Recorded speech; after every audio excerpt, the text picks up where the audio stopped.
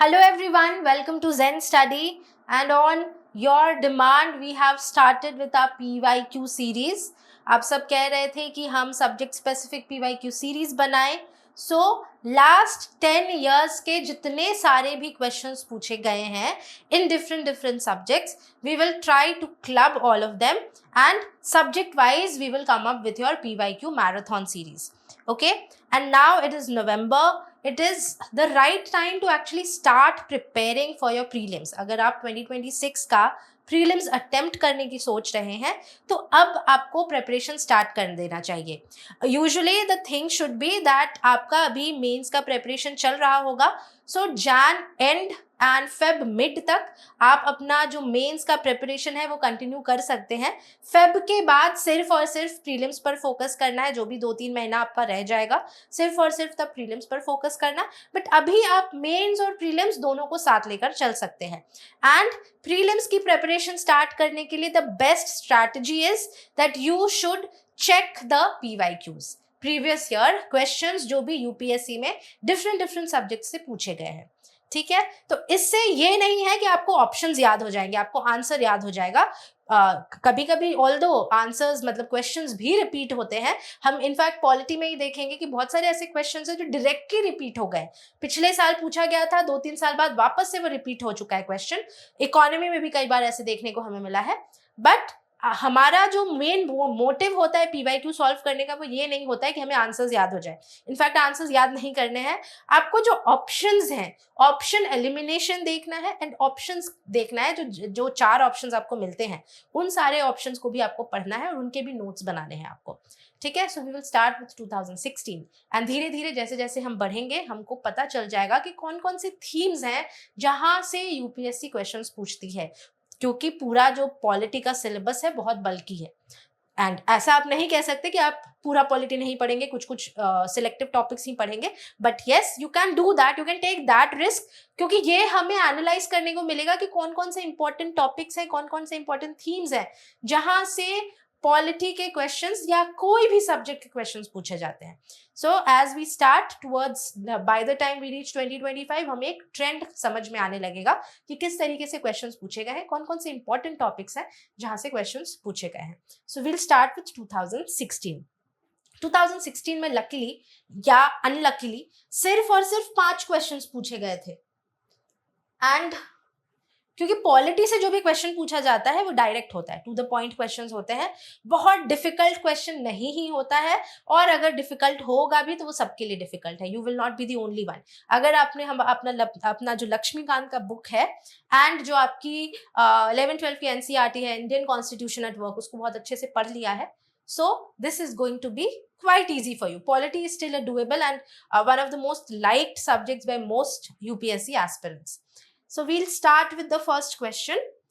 The Parliament of India acquires the power to legislate on any item in the state list in the national interest if a resolution to that effect is passed by the Lok Sabha by a simple majority, Lok Sabha by a majority of not less than 2/3 of its members present, Rajya Sabha by a simple majority of its total membership, and the last option is Rajya Sabha by a majority of not less than 2/3 of its members present and voting. I will give you some time, एक बार फिर से खुद से पढ़ लो. वैसे तो simple question ही है, direct to the point question है, लेकिन फिर भी एक बार ध्यान से पढ़ लो. ओके, सो इसका आंसर होगा D, that is Rajya Sabha by a majority of not less than 2/3 of its members present and voting. तो हमें पता है that हमारा जो लिस्ट है, जो हमारा डिफरेंट 7th जो हमारा शेड्यूल है जिसमें लिस्ट्स मेंशन्ड है, so union list, state list और concurrent list are the major type of lists. तो यूनियन लिस्ट और कंकरेंट लिस्ट में तो जो पार्लियामेंट है उसको पूरा अधिकार रहता है लॉज बनाने का और उसके लॉज ही फॉलो किए जाते हैं. बट स्टेट लिस्ट में जो पावर है वो पहले पावर जाती है स्टेट को, उस स्पेसिफाइड स्टेट को जिसने उस लिस्ट से रिलेटेड लॉज बनाया है वो फॉलो होगा उस स्टेट का. बट अगर Rajya Sabha by a majority of not less than 2/3 of its members present and voting decide करता है कि ये जो मैटर है अब ये सिर्फ 1 या 2 स्टेट का मैटर नहीं रह गया है, ये जो मैटर है अब ये मोर देन 2 and 3 स्टेट्स का मैटर हो गया है, सो दैट मीन्स ये पूरे देश का मैटर है. So now the parliament should make laws on this matter which is mentioned in the state list. Okay, so this is actually a constitutional provision. And जो articles हैं and all मैं ज़्यादा detail में discuss नहीं करूंगी. I try to keep this session short. जो polity की marathon series है वो हम हमारी जो PYQ सीरीज खत्म होगी उसके बाद लेकर आएंगे, तो उसमें हम कुछ डिटेल्स में डिस्कस करेंगे. बाकी ये PDF एंड जो भी कंटेंट है वो आपको शेयर हो जाएगा. हमारा टेलीग्राम ग्रुप है, हमारी व्हाट्सएप कम्युनिटी है, तो आपको ये सारे PDF and all these things आपको आराम से वहां से मिल जाएंगे. So we'll come to the next question. Okay. A bill pending in the Lok Sabha lapses on its prorogation. A bill pending in the Rajya Sabha which has not been passed by the Lok Sabha shall not lapse on dissolution of the Lok Sabha. Not lapse पर ध्यान देना है, ठीक है. So what are the correct answers? यहाँ पर correct answer पूछा है, कभी कभी इनकरेक्ट आंसर भी पूछता है, तो वहां पर हमें ध्यान रखना पड़ता है कि करेक्ट पूछा है या इनकरेक्ट पूछा है. क्वेश्चन को बहुत ज्यादा ध्यान से पढ़ना चाहिए. बट UPSC इतना भी जल्लाद नहीं है. वो जब इनकरेक्ट पूछता है ना तो वो उस इनकरेक्ट वर्ड को इटैलिसाइज कर देता है, टेढ़ा कर देता है और बोल्ड कर देता है, ताकि आपको इजिली दिख जाए. बट इन केस अगर कभी उसने नहीं किया ऐसा, तो फिर भी we need to read our questions very properly. Fine. So this question, a bill pending in the Rajya Sabha which has not been passed by the Lok Sabha shall not lapse. हाँ, तो ये एक तो correct है. But this is a bill pending in the Lok Sabha lapses on its prorogation. This is wrong. ये गलत है. क्योंकि देखो, try to understand, बिल कब लैप्स होगा? जब लोकसभा डिसॉल्व होगा. प्रोरोगेशन का मतलब क्या होता है? प्रोरोगेशन का मतलब तो टेम्पररीली कुछ टाइम पीरियड के लिए उनका जो सेशन है, उनकी जो मीटिंग है, उसको सस्पेंड कर दी जा रही है. तो हमारे तो 3 सेशंस होते हैं. कितने सारे सेशन होते हैं साल में? तो ऐसा तो है नहीं कि एक सेशन में अगर कोई बिल इंट्रोड्यूस हुआ है तो उसी सेशन में पास करना है. वो बिल दूसरे सेशन तक भी फॉलो किया जा सकता है. तो प्रोरोगेशन से या अडजर्नमेंट से हमारा जो बिल है वो लैप्स नहीं होता है. हाँ, अगर लोकसभा पूरा का पूरा ही डिसॉल्व हो गया तब लैप्स होगा. फाइन. अब यहाँ पे क्या पूछा जा रहा है नेक्स्ट वाले में? A bill pending in the Rajya Sabha which has not been passed by the Lok Sabha shall not lapse on dissolution of the Lok Sabha.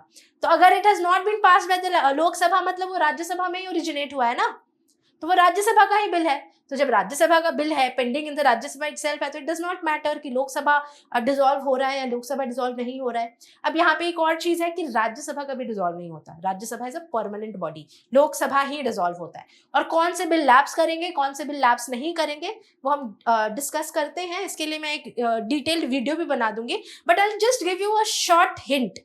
Any bill that has touched the president, any bill जो कि प्रेसिडेंट तक कैसे भी करके पहुंच गया है, कहीं पे भी लाइन में प्रेसिडेंट अगर मेंशन हो रहा है तो वो बिल डिसॉल्व नहीं होगा even if the Lok Sabha dissolves. मतलब वो बिल लैप्स नहीं होगा even if the Lok Sabha dissolves.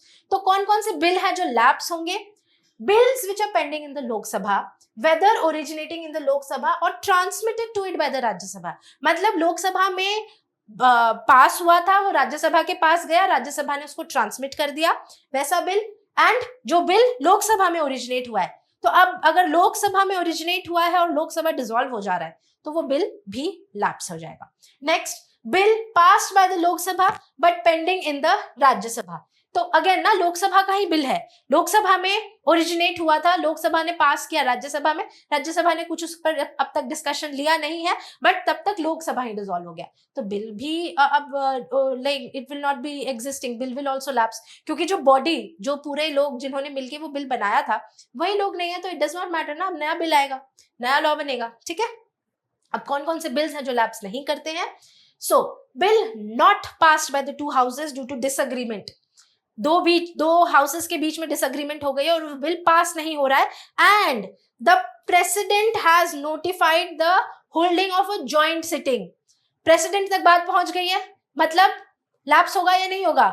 नहीं होगा लैप्स, क्योंकि प्रेसिडेंट, मैंने कहा ना पहले कि प्रेसिडेंट तक बात पहुंच गई है. इट डज नॉट मैटर वो बिल कहाँ है, वो राजस्थान में है, वो बिल बांग्लादेश में है, बांग्लादेश में तो नहीं होगा, but it does not matter वो बिल कहाँ है, वो राज्यसभा में है, वो लोकसभा में है, वो प्रेसिडेंट के पास है, वो किसी के घर पे है, does not matter.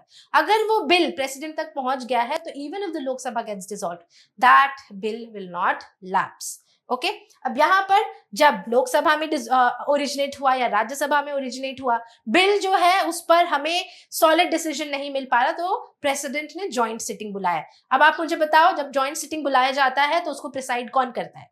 Vice president. Vice president करता है ना जॉइंट सिटिंग होता है तो? नहीं, स्पीकर करता है। लोकसभा का जो स्पीकर है वो प्रिसाइड करता है joint sitting of the two houses of the parliament. ठीक है, तो यहां पर इसीलिए कहा जाता है जो लोकसभा है उसके पास हल्का सा वीटो पावर रहता है, क्योंकि उसके पास नंबर ज्यादा है। तो अगर जॉइंट सिटिंग होती है तो लोकसभा के पास पावर या प्रेफरेंस ज्यादा हो जाता है। But we should not be going into that. हमारा मेन मकसद ये है कि अगर प्रेसिडेंट तक वो बिल जा चुका है, प्रेसिडेंट ने अगर जॉइंट सिटिंग बोल दिया है, तो even if the Lok Sabha dissolves, the bill will not lapse. Next, bill pending in the Rajya Sabha but not passed by the Lok Sabha. ठीक है, that means originated in the Rajya Sabha itself, right? Rajya Sabha में ओरिजिनेट किया, राज्यसभा में भी पेंडिंग है, तो it does not matter Lok Sabha क्या कर रहा है उसके साथ, मतलब लोकसभा डिसॉल्व हो रहा है कि नहीं। Next, bill passed by both the houses but pending assent of the president. वापस से जैसे ही प्रेसिडेंट के पास चला गया, मतलब प्रेसिडेंट वाला वर्ड आ गया, मतलब वो बिल लैप्स नहीं होगा। Bill passed by both the houses but return bye the president for reconsideration. Again president के पास चला गया, प्रेसिडेंट मेंशन्ड है, तो आंख बंद करके कहना है दैट ये बिल लैप्स नहीं होगा। अभी तक अगर समझ में नहीं आया है तो please ping me, let me know, मैं आपको वापस से इसको समझा दूंगी। But it's very simple. Bill से जो रिलेटेड डाउट्स है वो हमेशा रहते हैं, एंड ये अगर कॉन्सेप्ट आपका क्लियर हो गया तो पार्लियामेंट के वो जो पूरा चंक है, बहुत सारी चीजें हैं जो आपकी क्लियर हो जाएंगी। Next, question 3। The chief secretary in a state is appointed by the governor of that state. Fine.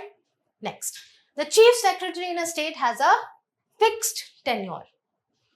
थोड़ा सा डिफिकल्ट क्वेश्चन है क्योंकि डायरेक्ट क्वेश्चन तो नहीं है, but I just give you a hint कि ये एग्जीक्यूटिव का क्वेश्चन है। मतलब चीफ सेक्रेटरी जो है इट्स एन एग्जीक्यूटिव पोस्ट, तो अगर एग्जीक्यूटिव पोस्ट है तो क्या गवर्नर का उसमें रूल होगा? Take your time. ठीक है, so both the answers here, both the statements are actually wrong. Both the statements are wrong क्योंकि चीफ सेक्रेटरी का फिक्स टेन्योर नहीं होगा। Will check this. Yes, both are wrong. So chief secretary जो है वो एक एग्जीक्यूटिव पोस्ट है, वो डायरेक्टली केटर करता है हमारे चीफ मिनिस्टर को, and chief minister is the executive head of the state. तो वो इसीलिए अपने प्रेफरेंस के हिसाब से जो चीफ सेक्रेटरी है, he is a bureaucrat and IAS officer, जिसको वो सेलेक्ट करते हैं depending upon the credibility of that person, depending upon how compatible that person is, उस बेसिस पर चीफ सेक्रेटरी सेलेक्ट होता है। ठीक है, सो दैट इज वाई वहां पर गवर्नर का कोई रोल नहीं होता। नेक्स्ट इज, किसी भी जगह पर ना मेंशन्ड नहीं है कि उनका जो टेन्योर है वो फिक्स्ड है। ऑल्दो 4 से 5 साल का उनका टेन्योर होता है, but it is not fixed. क्योंकि अब देखो, अगर आपने उस पोजीशन को बहुत ज्यादा पावर दे दिया तो वो कहीं ना कहीं ऐसा हो सकता है, क्या पता चीफ मिनिस्टर के साथ उसकी तालमेल सही नहीं बैठ रही, chief secretary is for different temperament, और चीफ मिनिस्टर के साथ उनकी तालमेल नहीं बैठ रही, तो ये तो पॉसिबल नहीं हो पाएगा काम कर पाना।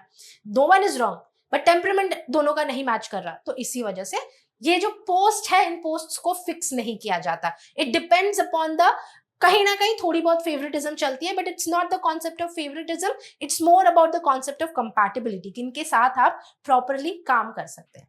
ठीक है, सो कहीं पे भी ऐसा मेंशन्ड नहीं है कि इनका जो टेन्योर है वो फिक्स है, बिकॉज अगेन आई सेड, अगर टेन्योर फिक्स हो जाएगा तो अनलिमिटेड पावर मिल जाएगी, और अगर अनलिमिटेड पावर मिल जाएगी तो there can be a stance of rebellion, क्योंकि वो हो सकता है वो चीफ मिनिस्टर के साथ काम करना पसंद ही ना करे। बट ऐसा हम ऑप्शन नहीं दे सकते क्योंकि बॉस है, chief minister is the executive head, so the chief secretary of the state has to be answerable to the chief minister. Next, the minimum age prescribed for any person to be a member of the panchayat is 25 years. Okay. A panchayat reconstituted after premature dissolution continues only for the remainder period. ठीक है, थोड़ा time low. Fine. So this is wrong. Minimum age is 21 years. 25 years state legislative assemblies के लिए। ठीक है, now panchayat reconstituted after premature dissolution continues only for the remainder period, this is right. अगर मान लीजिए नया इलेक्शन होने में 2-3 साल है और अगर द नेक्स्ट टेन्योर के लिए 2 से 3 साल बाकी है, तो जो नया पंचायत बनेगा वो 2 से 3 साल के लिए ही एक्टिव होगा, रिमाइंडर पीरियड के लिए ही एक्टिव होगा। जैसे ही वो फर्स्ट पीरियड खत्म होगा तो नया फ्रेश इलेक्शन जो है करवाना पड़ेगा। तो इसीलिए अगर कोई पंचायत डिसॉल्व होता है और नेक्स्ट इलेक्शन में 6 महीने रहते हैं, तो 6 महीने के लिए इलेक्शंस नहीं कराए जाते हैं, 6 महीने बाद ही इलेक्शंस होगा फॉर द नेक्स्ट सेशन। ठीक है, so this was a very easy question directly from Laxmikanth. मैंने कहा है ना, पॉलिटी से बहुत ज्यादा पेचीदा क्वेश्चंस नहीं बनते हैं। अगर पेचीदा बनाएंगे तो फिर वो लीगल एस्पेक्ट हो जाएगा और हमें लॉज नहीं पढ़ना है, हमें यहाँ पर आर्टिकल्स ही पढ़ना है और उनकी एप्लीकेबिलिटी पढ़नी है।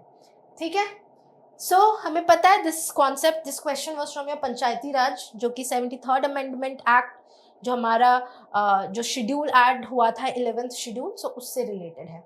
Okay, next, with reference to Gram Nyayalaya Act. Gram Nyayalaya Act मतलब relating to again panchayats. Which of the following statements is or are correct? As per the act, Gram Nyayalayas can hear only civil cases and not criminal cases. Okay? The act allows social activists as mediators or reconciliators.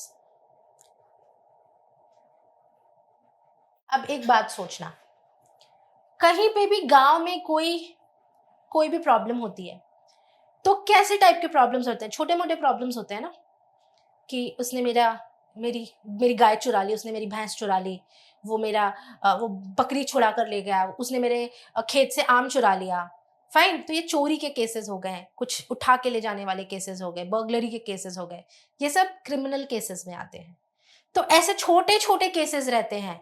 Civil cases में हो गया disputes, land disputes, inheritance disputes, आपके divorce related cases, तो ये सब civil cases में आते हैं। ये भी होते हैं डेफिनेटली, बट हमेशा ज्यादातर गांव में किस टाइप की लड़ाइयां देखी हैं कि इसने मेरे इस जमीन पर से मेरा फल हुआ था, मेरा आम उसने चुरा लिया, मेरी कटहल चुरा ली उसने। इस टाइप के छोटे छोटे केसेस होते हैं और इसको सॉल्व करने के लिए डेफिनेटली वो हाई कोर्ट या सुप्रीम कोर्ट तो जाएगा नहीं। तो इसीलिए ग्राम न्यायालय एस्टैब्लिश किए गए थे, ताकि जो लोकल केसेस है, छोटे छोटे केसेस है, उनको मीडिएशन के थ्रू सॉल्व किया जा सके। एक दो लोगों को, दो पार्टीज को समझा बुझा कर उनको शांत किया जा सके कि ठीक है, आधा आम तुम रख लो, आधा आम तुम रख लो, उस सेंस का। तो इसीलिए यहाँ पर जो ग्राम न्यायालय हैं उनको both civil and criminal cases दोनों से डील करने की प्रोविजन दी गई है। एंड जो सोशल एक्टिविस्ट्स हैं, जो वहां पर कुछ ऐसे लोग हैं जो सोशल डोमेन में काम करते हैं, उनको डेफिनेटली एज मीडिएटर्स रखा जाता है। Now these social activist, they might not be having very good legal knowledge, but they have a very good niche knowledge of that community. वहां के लोगों के साथ उनकी बहुत अच्छी रैपो बिल्ड हुई रहती है, इसी वजह से उनको एज मीडिएटर्स रखा जाता है। क्योंकि गवर्नमेंट अगर डायरेक्टली जाएगा या कोर्ट अगर डायरेक्टली जाएगा तो लोग उनकी बात नहीं मानेंगे, बट ये लोग जिनका एक रैपो बिल्ड है, जो वहां के लोगों के साथ काम करते रहे हैं, उन पर लोगों का, वो जो कॉमन पीपल है, लोगों का भरोसा ज्यादा रहता है।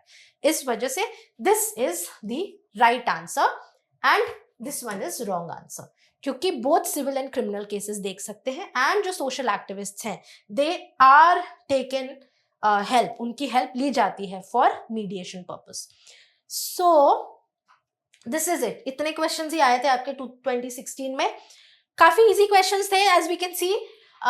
हम अब थोड़ा सा देख लेते हैं कौन कौन से टॉपिक से क्वेश्चन आए थे। तो अगेन यहाँ पर जुडिशियल पावर ऑफ पंचायत से क्वेश्चन आए थे। पंचायती राज से 2 क्वेश्चन देख लिए हमने, एक ये और ये वाला क्वेश्चन भी जो एज जिसमें पूछा है, दिस क्वेश्चन ऑल्सो। पार्लियामेंट से अगेन 2 क्वेश्चंस, हमारा पहला क्वेश्चन ही पार्लियामेंट से था,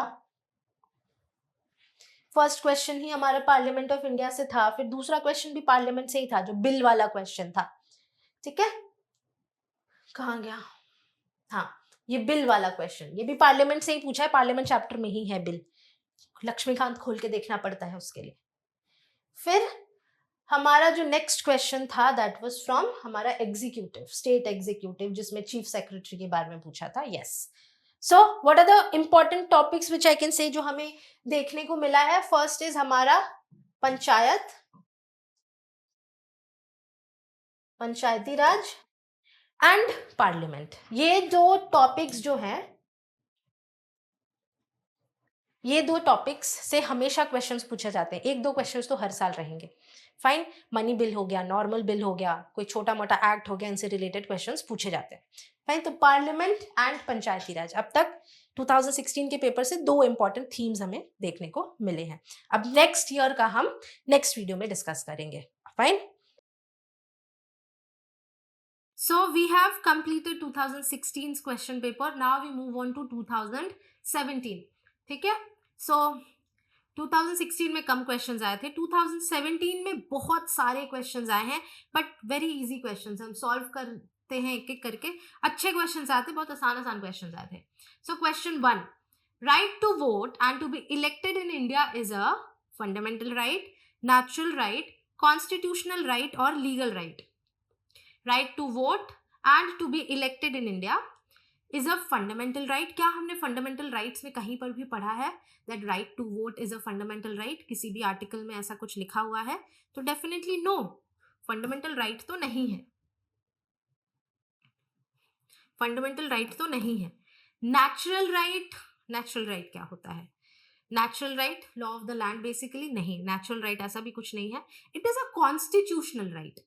यूपीएससी ने भी आंसर यही दिया था that it is a constitutional right, क्योंकि कॉन्स्टिट्यूशन में मेंशन्ड है that you have the right. In fact जब हमारा 61st कॉन्स्टिट्यूशनल अमेंडमेंट भी हुआ था तो उसमें जो एज है 21 से 18 किया गया था। सो कॉन्स्टिट्यूशन में मेंशन्ड है in various articles, in different representation of peoples act में भी मेंशन्ड है that right to vote and elect जो है ये एक राइट है, but it is not a fundamental right. Or legal right, no, you can't approach the court or something like that. Legal right is bhi sahi nahi hai. It's nothing to do with the law. So it is a constitutional right because it is mentioned somewhere in the constitution. हाँ, थोड़ा tricky question था उस साल के लिए क्योंकि बच्चों को कंफ्यूजन हुआ था। फंडामेंटल राइट नहीं, लेकिन कॉन्स्टिट्यूशनल और लीगल राइट के बीच में थोड़ा कंफ्यूजन हुआ था। लाजमी भी है कंफ्यूजन होना, but it's a constitutional right. Legal right नहीं, because you can't approach the law और there is no legal provision associated with it as such. ठीक है? सो Article 326 basically mentions that every individual above the age of 18 years has the right to vote. Fine. So that is our universal adult franchise. And ये थोड़ा tricky question था, but again हर साल एक तो bouncer फेंकता ही है यूपीएससी, और जब बाद में जब हम एनालाइज करते हैं तब हमें रियलाइज होता है कि ओके यस, हम इस तरीके से सोच सकते थे। बट हाँ, एग्जाम हॉल में थोड़ा ट्रिकी लग सकता था ये क्वेश्चन, अगर पहली बार आपको ऐसा कुछ एक्सपीरियंस करने को मिला है तो। बट या अगर हम फिर भी ध्यान लगाते, थोड़ा सोचते, तो इट वाज फंडामेंटल राइट तो नहीं है, क्योंकि पूरे फंडामेंटल राइट में कहीं हमने नहीं पढ़ा है। तो अगर डिटेल में पढ़ा है नेचुरल राइट क्या होता है, व्हाट इज नेचुरल राइट, ठीक है? एंड लीगल और कॉन्स्टिट्यूशन में डाउट हो सकती थी, but it is constitutional. Now out of the following statements, choose the one that brings out the principle underlying the cabinet form of government. cabinet form of government का मतलब क्या होता है? Parliamentary form of government. Cabinet form of government is actually parliamentary form of government का ही अलग अलग नाम। तो इसको वेस्टमिंस्टर फॉर्म बोलते हैं, इसको रिस्पॉन्सिबल गवर्नमेंट बोलते हैं, इसको कॉन्स्टिट्यूशनल गवर्नमेंट बोलते हैं, कैबिनेट गवर्नमेंट बोलते हैं, और भी बहुत सारे नाम है। कलेक्टिव रिस्पॉन्सिबिलिटी, तो रिस्पॉन्सिबल फॉर्म, अलग अलग नाम है इसके, और सारे का मतलब यही होता है parliamentary form of government. Parliamentary form of government का मतलब क्या होता है? That is the executive is responsible to the legislature. ठीक है? So options देखते हैं। An arrangement for minimizing criticism against the government whose responsibilities are complex and hard to carry out to satisfaction of all. Okay. A mechanism for speeding up the activities of the government whose responsibilities are increasing day by day. Okay. ये cabinet से हम लगा सकते हैं कि शायद cabinet का मतलब होता है, कैबिनेट का मतलब क्या होता है? एक छोटा सा गवर्नमेंट ना, group of ministers, special ministers, group of small group of ministers जो कि जो हमारे प्राइम मिनिस्टर है उनके बहुत खास होते हैं, तो उनको हम कैबिनेट बोलते हैं। बट नहीं, कैबिनेट का मतलब वो नहीं होता। Cabinet is different, but cabinet form of government is different. So this is definitely wrong. This is also wrong. A mechanism of parliamentary democracy for ensuring collective responsibility of the government to the people. Yes, ये ही सही है, but let's read the next. A device for strengthening the hands of the head of the government whose hold over the people is in state of decline. No, ये तो बहुत ही dictator वाला statement है, तो ये भी गलत है। Your correct answer is this. मैंने हर बार कहा है आपको, जब भी बहुत ज्यादा टेक्स्ट हो तो उससे घबराना नहीं है। जब टेक्स्ट बहुत ज्यादा होता है मतलब the question is very easy, बस लाइन बाय लाइन धीरे धीरे पढ़ना है, ठीक है। तो यहाँ पर कलेक्टिव रिस्पॉन्सिबिलिटी से ही समझ में आता है, स्विम एंड सिंक टुगेदर, तो that is the collective responsibility वाला thing. Now next question is, which of the following is not a feature to Indian federalism? Okay, there is an independent judiciary in India. True. Not a feature. Okay, again, not a feature. Not a feature of Indian federalism. There is an independent judiciary in India. Powers have been clearly divided between the center and the states. Okay, the federating units have been given unequal representation in the Rajya Sabha. Yes, because depending on the population, Rajya Sabha के लोग select होते हैं. It is the result of an agreement among the federating units. Not a feature पूछा है ना, तो ये गलत है, क्योंकि we are not a federation because different states have come together. This is what that has happened in USA. इसीलिए उनको यूनाइटेड स्टेट्स ऑफ अमेरिका कहते हैं, क्योंकि अलग अलग स्टेट्स वो साथ में मिलकर they said that okay let's form a federation and let's form a country. But India वैसे नहीं बना है। इंडिया इज सारे के सारे लोग एक जैसे हैं, हमारा टॉप टू बॉटम अप्रोच है, ठीक है, federal with a unitary bias. Next, the main advantage of the parliamentary form of government is that, देखो फिर से पार्लियामेंट्री फॉर्म ऑफ गवर्नमेंट आ गया, मतलब अभी थोड़ी देर पहले पूछा था ना कैबिनेट फॉर्म, फिर से parliamentary form. The main advantage of the parliamentary form of government is that the executive and the legislature work independently. No, it provides continuity of policy and is more efficient. The executive remains responsible to the legislature.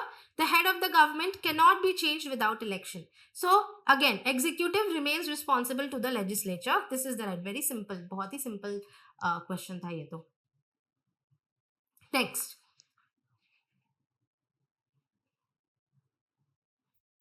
which one of the following objectives is not embodied in the preamble to the Constitution of India? Which of the following objectives is not embodied in the preamble to the Constitution of India? Liberty of thought, economic liberty, liberty of expression, liberty of belief. So एक बार preamble को recall करेंगे, ठीक है। तो liberty वाला जब बात आता है तो liberty of thought, expression, belief, faith and worship. Fine, 5 type of liberties mentioned है, liberty of thought, expression, belief, faith and worship. So economic liberty, thought, expression, belief, faith and worship, yes. Economic liberty is not mentioned. Preamble is very important. So preamble भी पढ़ते रहना चाहिए, important है। बार बार मैं हर बार यही बोलती हूँ कि जब भी preamble पढ़ते हैं ना, it gives us goosebumps. So preamble से questions आते रहते हैं। देखो वापस से preamble का question. The mind of the makers of the Constitution of India is reflected in which of the following? The mind of the makers of the Constitution of India is reflected in which of the following? Preamble, fundamental rights, DPSP और fundamental duties. Definitely preamble. Preamble क्या है? Basically जो objectives resolution Jawaharlal Nehru ने move किया था जब हमारी first sitting हुई थी कॉन्स्टिट्यूएंट असेंबली की, तो उन्होंने ऑब्जेक्टिव्स रेजोल्यूशन मूव किया था और उसमें उन्होंने बताया था दैट विजन क्या है हमारा, हम जो कॉन्स्टिट्यूशन बनाने जा रहे हैं, तो basically what is the vision we look for India, और उस बेसिस पर हमने हमको आगे बढ़ के अपना कॉन्स्टिट्यूशन बनाना है। तो प्रियम्बल सबसे लास्ट में अडॉप्ट हुआ था उसी बेसिस पर, क्योंकि उन्होंने एक सार दे दिया था, एक एसेंस दे दिया था, this is how the constitution should come out. And the constitution, one of the most beautiful constitutions of the world, one of the lengthiest constitutions of the world, in fact the lengthiest constitution of the world, उसमें इतनी सारी चीजें add की गई हैं और फिर भी अमेंडमेंट्स होते रहते हैं। तो वही है कि आप जब जब प्रियम्बल पढ़ेंगे तब तब आपको रियलाइज होगा कि what exactly it is to be an Indian. And preamble, अगर पॉलिटी समझना है, पूरे इंडियन पॉलिटी को समझना है, तो बार बार प्रियम्बल पढ़ते रहो, पॉलिटी समझ में आ जाएगा। Okay, so we have discussed up to question number 6 of 2017. अब हम question number 7 से start कर रहे हैं। So which of the following are envisaged by the right against exploitation in the Constitution of India? Prohibition of traffic in human beings and forced labor, abolition of untouchability, protection of interest of minorities, prohibition of employment of children in factories and mines. ठीक है, तो fundamental rights का question है. Fundamental rights बहुत सारे question आए हैं इस बार. So this your answer will be, थोड़ा पढ़ लो, बहुत सिंपल है. ये तो आपका अबॉलिशन ऑफ अनटचेबिलिटी आपका आर्टिकल 17 हो गया. Protection of interest of minorities ये आपका आर्टिकल 29 और 30 हो गया. राइट अगेंस्ट एक्सप्लॉयटेशन कौन कौन से आर्टिकल्स डील करते हैं? Article 23 and 24. ठीक है. So your answer is going to be 1 and 4, article 20 and 24. ठीक है. तो आपका आंसर है सी. फाइन. फंडामेंटल राइट्स का बहुत सिंपल क्वेश्चन है, डायरेक्टली लक्ष्मीकांत से उठाया हुआ है. सो इसका जो डिटेल्स है आप जो पीडीएफ शेयर कर रही हूं मैं उस पीडीएफ से पढ़ लेना, अदरवाइज डायरेक्ट लक्ष्मीकांत का क्वेश्चन है. Next, in the context of India, which one of the following is the correct relationship between rights and duties? It's an important question. देखो इस टाइप के ना क्वेश्चंस जो है, इस टाइप के क्वेश्चंस भी यूपीएससी पूछता रहता है. Basically relationship between what is liberty, fine, restrictions रहेगा तो लिबर्टी रहेगा, लिबर्टी रहेगा तो रिस्ट्रिक्शंस रहेगा, समथिंग लाइक दैट. ऐसे टाइप के को रिलेशनशिप वाले क्वेश्चंस यूपीएससी पूछता रहता है. को रिलेशनशिप बिटवीन, यहाँ पर तो राइट्स और ड्यूटीज का पूछा गया है, कभी डीपीएसपी और ड्यूटीज के बारे में पूछ सकता है. डीपीएसपी और फंडामेंटल राइट्स के बीच में क्या डिफरेंस है ये पूछ सकता है. सो ये एक काफी ऐसा मतलब काफी प्रोबेबल क्वेश्चन है, और ये भी हो सकता है कि क्वेश्चंस रिपीट होते हो. ठीक है. In the context of India, which of the following is the correct relationship between rights and duties? Rights are correlative with duties. Rights are personal and hence independent of society and duties. Nahi, because it can't be. Of course, rights are personal, but it is not independent of society. Fine. Rights, not duties, are important for the advancement of the personality of the citizen. This is also wrong. क्योंकि सिर्फ rights नहीं exist करते, duties go hand in hand with rights. Although I have given you the answer. So your answer here is A. Rights are correlative with duties. This is wrong. सिर्फ duties important मतलब सिर्फ rights important नहीं होता है citizens के लिए, duties भी equally important होता है. क्योंकि अगर आप अपने duties नहीं carry forward करेंगे तो किसी ना किसी का आप जो है rights breach कर रहे हैं. Your duty to keep your environment clean. If you are not keeping your environment clean, आप किसी और का जो हक है right to clean environment, आप उसके हक को encroach कर रहे हैं. Fine. So rights and duties are correlative of each other. अब last क्या है? Duties not rights are important for the stability of the state. Again, this is also wrong. कैसे? सिर्फ ड्यूटी से नहीं ना, राइट्स तो आपको मिलना ही चाहिए ना स्टेट से. कहीं ना कहीं किसी ना किसी से आपको राइट्स, तो आपका हक जो है, जो नेचुरल राइट है, आप उस right law of the land जो कहता है, वहां पर as a human if you are born you have certain rights, और वो तो आपको मिलना ही चाहिए, जो फंडामेंटल चीजें हैं. सो सिर्फ ड्यूटीज भी नहीं और सिर्फ राइट्स भी नहीं, राइट्स एंड ड्यूटीज शुड को एग्जिस्ट. क्योंकि अगर इफ यू आर लाइक अगर आप अपने ड्यूटीज का पालन कर रहे हैं तो कहीं ना कहीं आप किसी का राइट्स जो है वो इंश्योर कर रहे हैं, और अपने खुद का राइट्स भी इंश्योर कर रहे हैं. Eventually in the long run if you are carrying forward your duty, you are also ensuring that आपकी जो राइट्स है वो इंटैक्ट रहे. ठीक है. ये सारे जो टर्म्स हैं इसको मैं जब I will be taking your marathon session on polity, in fact हम क्लास में भी डिस्कस करते रहते हैं इन सारे टर्म्स को. सो जब मैराथन सेशन लूंगी I will try to cover these things, जो कीवर्ड्स हैं, जो ये कुछ कुछ टिपिकल टाइप ऑफ क्वेश्चंस जो यूपीएससी पूछता है उसको मैं ज्यादा डिटेल में डिस्कस करूंगी. Fine. Now next, one of the implications of equality in society is the absence of privileges, restraints, competition, ideology. Ideology तो बिल्कुल भी नहीं है. ऐसा तो नहीं हो सकता कि आपकी आइडियोलॉजी नहीं होनी चाहिए इक्वालिटी होने के लिए. This is wrong. ऐसे कुछ बफर, ऐसे ही कुछ क्वेश्चंस डाल देता है, मतलब ऑप्शंस डाल देता है यूपीएससी जस्ट बच्चों को कंफ्यूज करने के लिए. कंपटीशन भी नहीं. कंपटीशन क्यों ना हो? कंपटीशन भी होना चाहिए. ऐसा तो नहीं है ना कि आप कंपीट कर रहे हैं किसी के साथ तो आप किसी की इक्वालिटी छीन रहे हैं. No. So this is also wrong. Privileges और रिस्ट्रेंट्स के बीच थोड़ा डाउट हो सकता है, क्योंकि इक्वालिटी के टाइम्स पर अगर हम ऐसा मानते हैं ना कि अगर हमें बराबरी मिल रही है तो हमें कोई रोके नहीं, बट ऐसा नहीं है. अगर कोई इक्वल स्टेट बनाना है, अगर आपको इक्वालिटी प्रमोट करना है, तो जो स्पेशल ट्रीटमेंट होता है, स्पेशल ट्रीटमेंट रोकना पड़ेगा। तो यहाँ पर आपका correct answer will be privileges and restraints are important.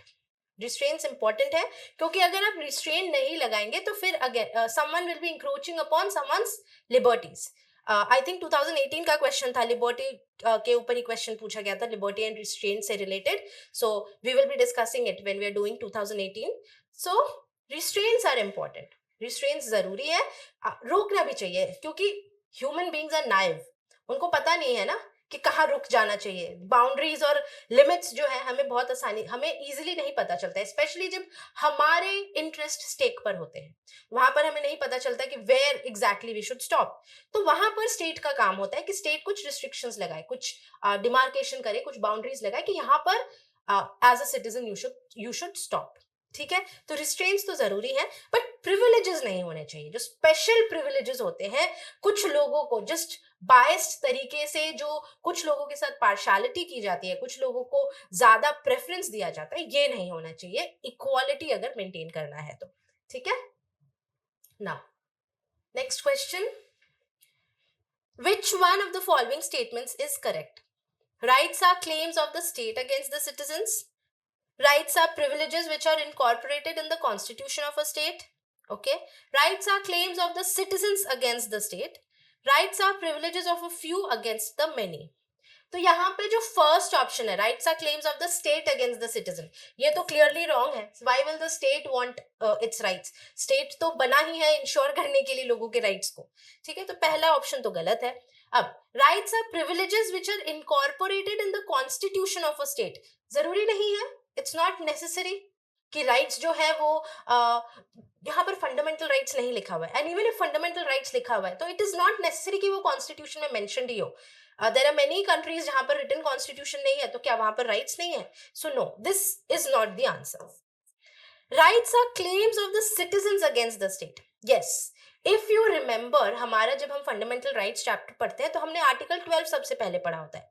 तो आर्टिकल 12 में लिस्ट दिया हुआ है ना, कितने सारे कौन कौन सी चीजें हैं, कौन कौन सी बॉडीज हैं जिनको हम स्टेट कहते हैं। जाकर अभी लक्ष्मीकांत से फंडामेंटल राइट्स पढ़ना, बहुत इंपॉर्टेंट टॉपिक है, हमेशा क्वेश्चंस आते हैं इससे।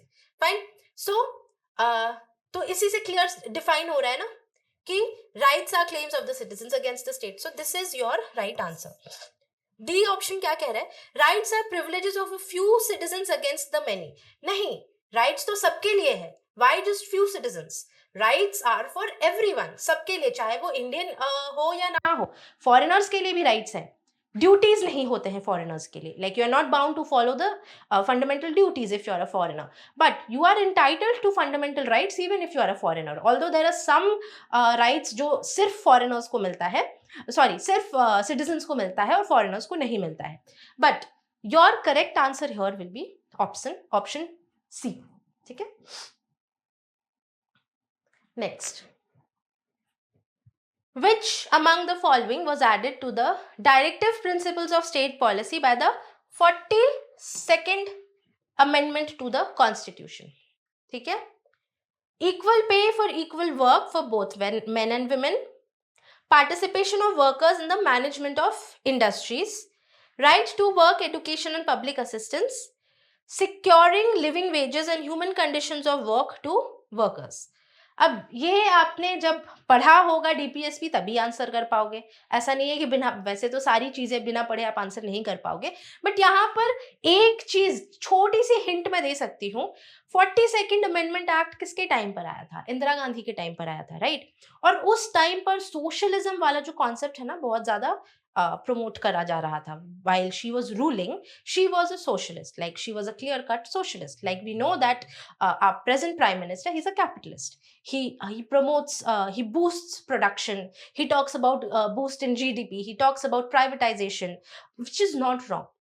people are like they have the right to have ideologies, nothing is wrong. Socialism भी बहुत सही चीज है, any kind of ideology is right, ideology बुरी नहीं होती है.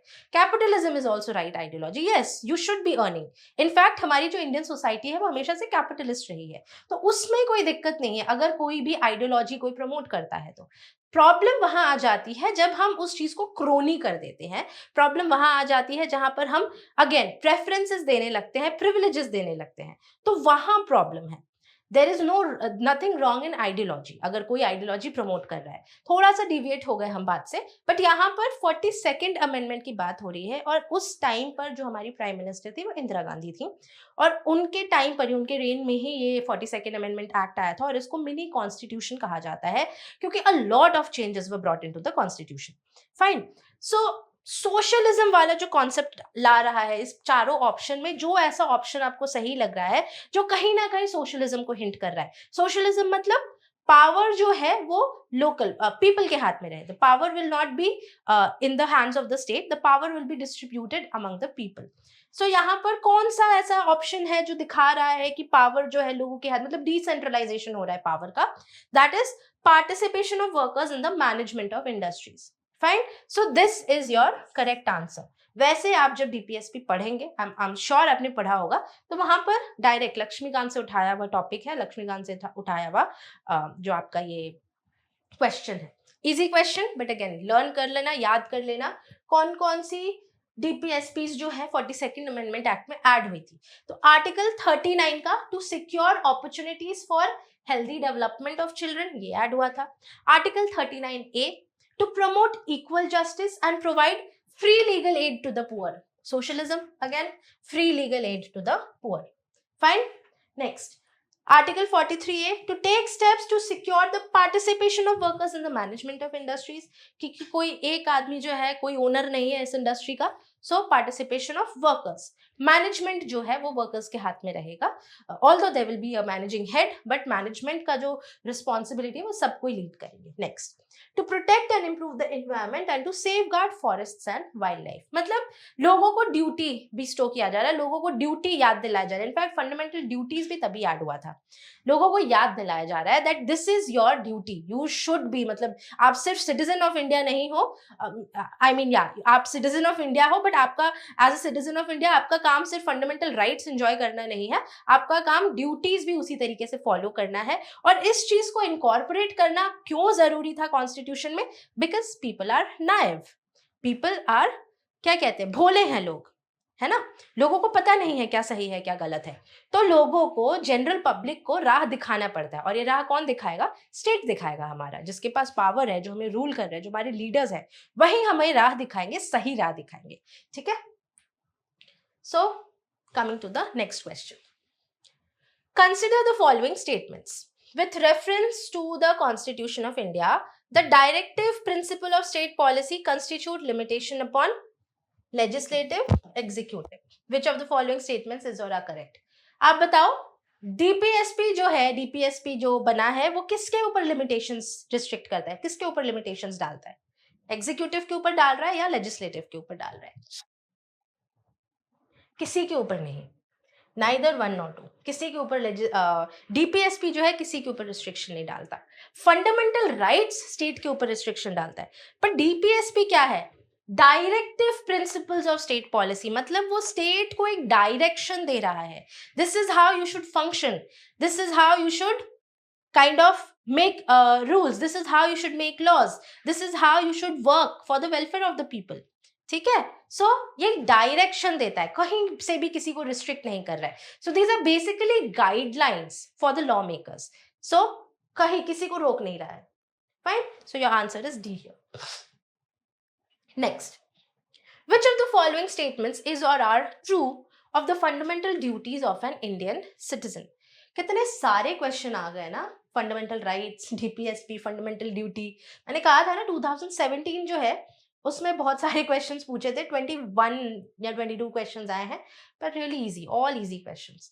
सो you are actually, you will be lucky अगर आपको पॉलिटी से क्वेश्चंस आए, क्योंकि पॉलिटी के क्वेश्चंस टू द पॉइंट होते हैं, डायरेक्ट होते हैं. थोड़ा सा भी अगर आपने ध्यान से पढ़ा है तो you can solve polity questions. And again कभी कभी तो क्वेश्चंस ऑब्वियसली इधर उधर के थोड़े बहुत डिफिकल्ट रहते ही हैं जो समझ में ना आए, बट यूपीएससी बहुत ज्यादा भी डिफिकल्ट क्वेश्चन फॉर्म नहीं करता है. थोड़ा करंट के एस्पेक्ट से, specially in the last few years, last 3-4 years से थोड़ा करंट के पर्सपेक्टिव से भी क्वेश्चंस पूछने लगा है, but they are also not very difficult. अगर आप ध्यान लगाएं, दिमाग से सॉल्व करना चाहें तो वो सॉल्व हो सकता है. बट अगर आप कोई कोचिंग इंस्टीट्यूट का पॉलिटी का क्वेश्चन सॉल्व करते हैं तो they try to make the question difficult.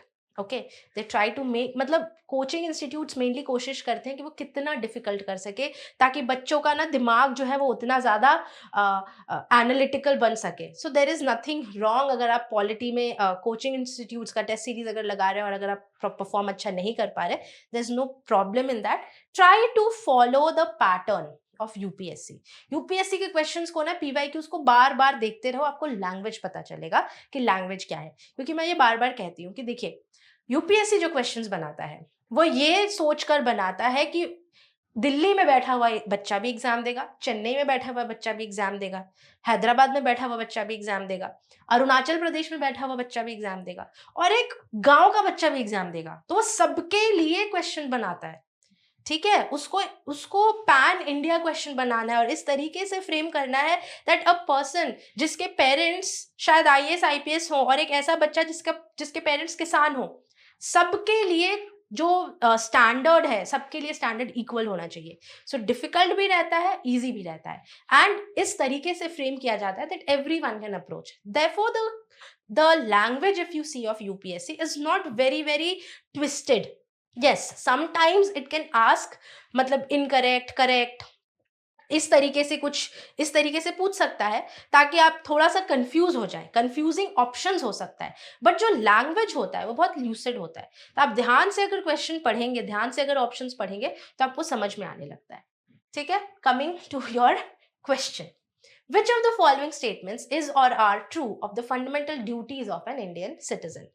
A legislative process has been provided to enforce these duties. Okay? They are correlative to legal duties. ध्यान से पढ़ो एक बार. Again, थोड़ा critical हो सकता है, थोड़ा confusing लग सकता है, but ध्यान से एक बार फिर से पढ़ेंगे. Which of the following statements is or are true of the fundamental duties of an Indian citizen? A legislative process has been provided to enforce these duties. They are correlative to legal duties. क्या हमारा fundamental duties enforceable है? क्या आपको punish किया जा सकता है अगर आप फंडामेंटल ड्यूटीज फॉलो नहीं करते हैं तो? नहीं. फंडामेंटल राइट्स इन्फोर्सेबल है कोर्ट में, बट फंडामेंटल ड्यूटीज इन्फोर्सेबल नहीं है. स्टेट आपके ऊपर किसी तरीके का दबाव नहीं डाल सकता, किसी तरीके का कोई एक्शन नहीं ले सकता फंडामेंटल ड्यूटीज के रिगार्डिंग. बट हाँ, the state can make rule, like the parliament can make laws. There are certain छोटे छोटे पनिशमेंट्स, डिटेंशन ला सकता है वो, but it is not enforceable as such. So neither, ये भी गलत है, ये भी गलत है. Fine. So your answer is neither. State बना सकता है, पार्लियामेंट जो है वो लॉ बना सकता है किसी भी चीज से रिलेटेड. हाँ, देर आर लॉज. अब जैसे you are suppose to respect your national anthem, national emblem and all. But if you're not standing, like how do you show your solidarity and how do you show that you're respecting the national anthem? We suppose that we are showing it by standing. While the national anthem is playing, we are supposed to stand. But if you're not standing, state ऐसा तो नहीं है ना कि वो आपको punish कर देगा, जेल में डाल देगा या आपके ऊपर फाइन लगा देगा कि आपको खड़ा होना ही है ना. इस चीज को लेकर डिबेट चलता रहता है. तो वो आप पर डिपेंड करता है कि आप अपना रिस्पेक्ट, आप किस तरीके से रिस्पेक्ट दे रहे हो नेशनल एंथम को, किस तरीके से नेशनल एम्बलम को रिस्पेक्ट दे रहे हो. How you manifesting it, how you professing it, how you practising it, वो कंप्लीटली आप पर डिपेंड करता है ना. वो स्टेट इस पर आप पर, हाँ, अगर स्टेट चाहे तो वो रिस्ट्रिक्शंस लगा सकता है, कुछ चीज़ों के लिए डिटेंशंस लगा सकता है. जैसे अगर आप जो मॉन्यूमेंट्स हैं और ये सब है वहां पर जाके अगर आप लिख देते हैं, ठीक है, हार्ट बनाकर दिस लव्स दिस, एक हार्ट बनाकर तीर बना देते हैं, है ना, गुटखा खा के थूक देते हैं, तो ये करने पर रिस्ट्रिक्शंस लगा सकता है. इसके लिए आप पर फाइन्स लग सकते हैं, विच शुड बी देयर. है ना, तो वो अलग अलग चीजों में किस तरीके से state can make laws, the parliament can make laws, so that is a different thing, उसका लीगल एस्पेक्ट है। बट फंडामेंटल ड्यूटीज जो है they are not correlative with legal duties also, बन सकते हैं but it is not mandatory. Next, which of the following are not necessarily the consequences of the proclamation of the president's rule in a state? ठीक है, देखो अगर आप ये पूरा सीरीज, पूरा जो 10 साल का जो सीरीज हम कर रहे हैं, इसको ध्यान से सुन लोगे, मैं जो जो चीजें बोल रही हूं ये ध्यान से सुन लोगे, तो आपको ना थीमेटिक आइडिया लग जाएगा कि यूपीएससी का लैंग्वेज क्या है। फाइन, ऑल्दो मैं सारी जो कंटेंट है, जो पूरा पॉलिटी है, वो मैं खत्म नहीं करा सकती हूँ क्योंकि वो फिर बहुत ही लंबा हो जाएगा video, but why what ever I am saying, अगर आप उसको सुनते रहो और उसको नोट डाउन करते रहो तो आपको थीमेटिक आइडिया लग जाएगा कि यूपीएससी का थीम क्या है। और यहाँ पर मैं कहीं भी एलिमिनेशन नहीं बता रही हूँ, I will make a separate video maybe towards the end, जब आपका prelims आ रहा होगा उस टाइम पे maybe I will be making a separate video of the elimination tricks and techniques, but at this point of time I'm not trying to teach you elimination. Why? Because we need to understand the theme, and that is why this series which we are carrying forward is different. हम यहाँ पर बिल्कुल आपको elimination और वो सारे methods नहीं अभी बताने वाले, towards the end may be कुछ कुछ ट्रिक्स हैं, कुछ कुछ एक्सट्रीम वर्ड्स को कैसे एलिमिनेट करना है, वो सब चीजें टुवर्ड्स द एंड जब आपका प्रीलिम्स आ रहा होगा तब बना देंगे। बट ये जो है ये बेसिकली आपको कॉन्टेक्स्ट समझाना है कि पीवाईक्यूज का कॉन्टेक्स्ट क्या होता है, what is the need of PYQs. Now, which of the following are not necessarily the consequences of the proclamation of the president's rule in a state? ठीक है, president's rule in a state का क्या क्या direct consequence है। अच्छा, not necessarily, again ये चीजें हैं जो यूपीएससी करता है, नॉट नेसेसरीली कॉन्सिक्वेंस है। ये नहीं पूछ रहा है कि कौन सा कॉन्सिक्वेंस है, पूछ रहा है नॉट नेसेसरीली कॉन्सिक्वेंस है। Dissolution of the state legislative assembly, removal of the council of ministers in a state, dissolution of the local bodies. तो इसमें से जब प्रेसिडेंट्स रूल लगता है तो काउंसिल ऑफ मिनिस्टर्स जो स्टेट के होते हैं ना वो सस्पेंड हो जाते हैं। फाइन, तो ये नहीं होता, स्टेट लेजिस्लेटिव असेंबली डिसॉल्व नहीं होता है, स्टेट लेजिस्लेटिव असेंबली रहता है, जस्ट जो काउंसिल ऑफ मिनिस्टर्स हैं वो डिसॉल्व हो जाते हैं, वो एग्जिस्ट नहीं करते हैं, और पावर जो है डायरेक्टली प्रेसिडेंट के अंडर में चला जाता है। प्रेसिडेंट इज रिस्पॉन्सिबल, और जो सेंटर है, सेंटर के पास पावर चली जाती है। So your answer to this will be not necessarily पूछा है तो dissolution of state legislative assembly नहीं होता है, dissolution of the local bodies भी नहीं होगा, they are not affected. Mainly होता है जो आपकी जो काउंसिल ऑफ मिनिस्टर्स होती है ना स्टेट की, वो डिसॉल्व हो जाती है। So your answer is 1 and 3। देखो ऑप्शंस बहुत इजी थे, है ना, सिंपल ऑप्शंस थे, बस कंफ्यूज कहाँ कर दिया कि नॉट नेसेसरीली पूछ दिया, ये पूछ दिया कि इनमें से क्या नहीं होता है जब प्रेसिडेंट्स रूल लगता है। Next, coming to question 15, democracy's superior virtue lies in the fact that it calls into activity।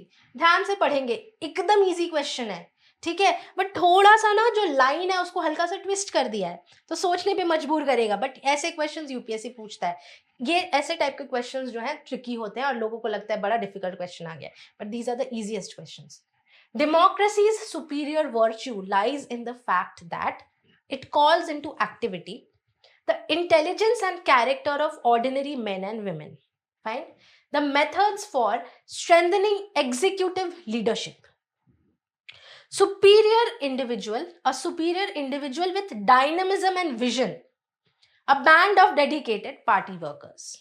तो लास्ट वाला तो बिल्कुल गलत है, डेमोक्रेसी का पार्टी वर्कर्स के साथ तो कोई रिलेशनशिप है नहीं, so the last one is गलत। Superior individual with dynamism and vision, अब डेमोक्रेसी की बात हो रही है तो इंडिविजुअल की बात तो नहीं करेगा, एक इंसान के बारे में तो बात नहीं करेगा, तो का सी भी गलत है। The methods for strengthening executive leadership, but how is that democracy? Democracy का मतलब क्या होता है? Power in the hands of people, power in the hands of common people, ठीक है। तो अगर आप कॉमन पीपल को पावर दे रहे हैं, इसका मतलब आप क्या एक्सपेक्ट कर रहे हैं कि कॉमन पीपल की सोचने और समझने की जो क्षमता है वो बहुत ब्रॉड है, बहुत डाइवर्स है। इसका मतलब वो जो लोकल इंटेलिजेंसिया है, जो सिंपल लोग हैं, उनके इंटेलेक्ट को प्रमोट करने की बात कर रहा है, उनके इंटेलेक्ट को बढ़ाने की बात कर रहा है। दैट मीन्स उनको अपना जो इंटेलिजेंस है उसको, उसके होराइजन को ब्रॉडन करना चाहिए। ठीक है, तो यहाँ पर the intelligence and character of ordinary main and women, इसको एक्टिविटी में लाने की बात करता है, इसको एनहांस करने की बात करता है। क्योंकि ये क्या एक्सपेक्ट करता है, यूनिवर्सल एडल्ट फ्रेंचाइज जो है एक्सपेक्ट क्या करता है कि जो कॉमन पीपल हैं, जो एकदम नीचे तमगे के लोग हैं, वो भी वोट करे। कोई रिस्ट्रिक्शन नहीं रखा है ना, स्टेटस वाइज रिस्ट्रिक्शन तो नहीं रखा है, सिर्फ एज वाइज रिस्ट्रिक्शन है। 18 ईयर्स ऑफ होना चाहिए, क्योंकि इतना मानते हैं कि यू शुड बी अडल्ट। अगर आप अपना गवर्नमेंट चूज करें तो आपको अडल्ट होना चाहिए, बट वो ये तो नहीं कहता है कि आपको पढ़ा लिखा होना चाहिए, इतना लेवल ऑफ एजुकेशन होना चाहिए, 10th पास 12th पास या ग्रेजुएट होना चाहिए, ऐसा तो कुछ नहीं कह रहा, या आपको इतनी आपकी मंथली इनकम होनी चाहिए, nothing like that. Common people के इंटेलिजेंस को इन्हांस करने की, उनकी इंटेलिजेंस को ब्रॉडन करने की बात कह रहा है। ठीक है, so this is the meaning of democracy. In fact अभी जो रिसेंट बिहार इलेक्शंस हुआ था उसमें क्या सबसे ज्यादा मतलब जो सबसे ज्यादा काइंड ऑफ लाइक यूनिक और फिनोमिनल चीज हमको देखने को मिली है, दैट जो विमेन है वहां की, विमेन का वोटर टर्नआउट बहुत ज्यादा रहा है, मोर देन मैन। और वो क्यों हुआ है, क्योंकि वहां पर जो एसएचजीज थे, लोकल एसएचजीज थे, सेल्फ हेल्प ग्रुप्स, उनको ये पावर दिया गया है। It can be any kind of power, people like it can be even monetary power, अगर दिया गया है तो पावर दिया गया है। पीपल एसएचजीज को पैसे अगर दिए गए हैं तो we are giving them power, so they got kind of motivated to come out and vote. They thought that they are valuable, उनको ऐसा लगा कि उनकी वोट, अगर वो घर से बाहर निकल के वोट देने जा रहे हैं तो वो वैल्यूएबल है। अब वो किसको वोट देते हैं वो उनका इंटेलिजेंस है। Maybe this time it can be that the person who is giving you money, we should vote for that person, but later on while they will be understanding, जब vote डालने की habit लगने लगेगी उनको, हर 5 साल पर vote डालना है ना उन्हें, तो हर 5 साल पर जब वोट डालने की हैबिट लगने लगेगी उन्हें, तो शायद वो समझेंगे ना इस बात को कि किसको वोट डालना चाहिए, किसको वोट नहीं डालना चाहिए, और सिर्फ लाइक फ्रीबीज के चक्कर में वोट नहीं डालना चाहिए। Anyone who is working for them, genuinely working for them, हम उनके लिए वोट डालें, है ना। So this was a good act, और इस वजह से जो common people, common men and women के इंटेलिजेंसिया हो, उसको एक्टिव किया गया है। So there can be various like pros and cons कि इलेक्शन के जस्ट पहले फ्रीबीज क्यों दिए गए and all, but at least people got that urge that they should go out and vote. And obviously जब तक लोगों को पता नहीं चलेगा कि वोटिंग का फायदा क्या है, तब तक उनको कुछ ना कुछ कैरेट एंड स्टिक पॉलिसी देकर ही काम करवाना पड़ेगा, right. Next, for election to the Lok Sabha a nomination paper can be filed by anyone residing in India. For election to the Lok Sabha a nomination paper, मतलब आपको खड़े होना है इलेक्शन के लिए, तो उसके लिए क्या नॉमिनेट करवाना है खुद को, तो उसके लिए क्या चाहिए, like who can file for that, anyone who is residing in India, fine, resident of the constituency from which the election is to be contested, any citizen of India whose name appears in the electoral roll of a constituency, or any citizen of India.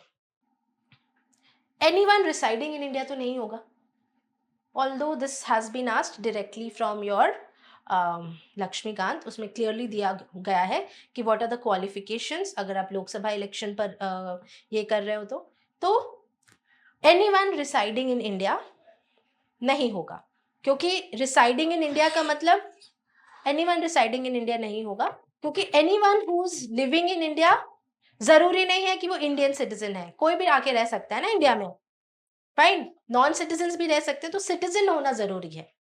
So this is wrong. A resident of the constituency from which the election is to be contested, नहीं, ये जरूरी नहीं है कि आप जहां से election contest करेंगे आपको उसी कॉन्स्टिट्यूएंसी का ये सिटीजन होना पड़ेगा। No, this is not right. Any citizen of India whose name appears in the electoral roll of a constituency. This is actually right, although इसमें ना 25 साल का कैप लगाना चाहिए, क्योंकि लोकसभा में खड़े होने के लिए आपको you have to be minimum 25 years, but वो मेंशन कहीं पर भी किसी ऑप्शन में नहीं है, तो this is the best option. और एनी सिटीजन ऑफ इंडिया नहीं होगा, आपका रोल, इलेक्टोरल रोल में नाम होना चाहिए।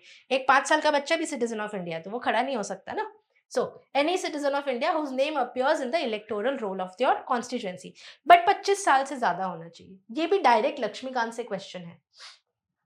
ठीक है. Next question. Consider the following statements. In the election for Lok Sabha or State Assembly, fine, in the election for Lok Sabha or State Assembly, the winning candidate must get at least 50% of the votes polled to be declared elected. Okay. The winning candidate must get at least 50% of the votes polled. कभी कभी ना जब बहुत लंबा हो, जब बहुत सारा कंटेंट दिया गया हो, तो हम कीवर्ड्स को अंडरलाइन कर लेते हैं. और ये जरूरी है, कभी कभी क्या हर बार करना चाहिए. कीवर्ड्स को अंडरलाइन कर लेना चाहिए ताकि आपको ध्यान में रहेगा कि कौन कौन सी इंपॉर्टेंट चीजें हैं जिस पर फोकस करना है. According to the provisions laid down in the Constitution of India, again important. According to the provisions laid down in the Constitution of India in Lok Sabha, the speaker's post goes to the majority party and the deputy speaker to the opposition. ठीक है. अब एक चीज आपको समझना जरूरी है कि कॉन्स्टिट्यूशन ना कोई भी चीज को क्लियरली ऐसा डिफाइन नहीं करता है. किसी भी चीज को ना, किसी भी रूल्स एंड प्रोसीजर्स को क्लियरली मेंशन नहीं करता है कहीं पर भी. क्योंकि कॉन्स्टिट्यूशन क्या है, गाइडिंग बुक है. तो कहीं पर भी अगर यूपीएससी में क्वेश्चन आता है ना कि clearly the constitution clearly defines और द कॉन्स्टिट्यूशन क्लियरली मेंशंस, तो ये यूजुअली गलत होता है. क्योंकि कॉन्स्टिट्यूशन क्या है, वो एक it's kind of like it's guiding book है ना, वो गाइड कर रहा है. तो कोई भी जब आप गाइड कर रहे हो ना, तब छोटे छोटे स्टेटमेंट्स ही लिखते हो. अगर आप बेयर एक्ट पढ़ोगे तो बेयर एक्ट हम क्या करते हैं ना, हम स्टार्ट ही करते हैं लक्ष्मीकांत पढ़ने से. आप बेयर एक्ट पढ़िए. आप कॉन्स्टिट्यूशन करके एक ऐप आता है, जस्ट डाउनलोड दैट ऐप और आपको आर्टिकल्स जो है बेयर फॉर्म में आपको देखने को मिलेंगे, exactly the way it has been written in the constitution.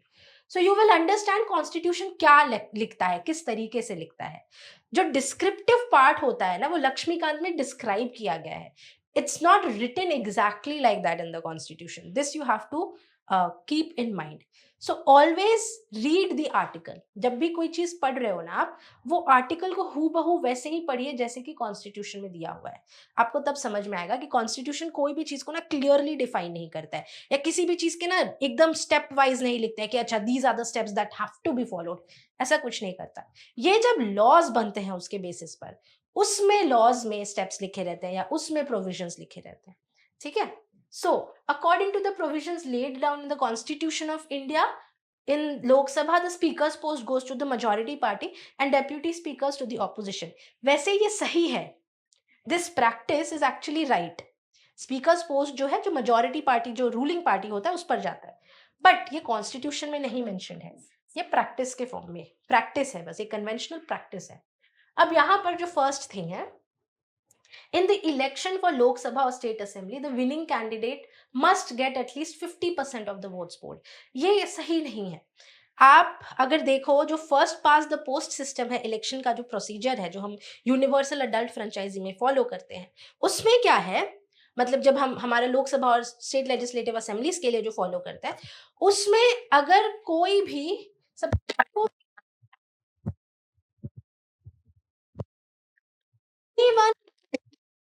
Suppose B,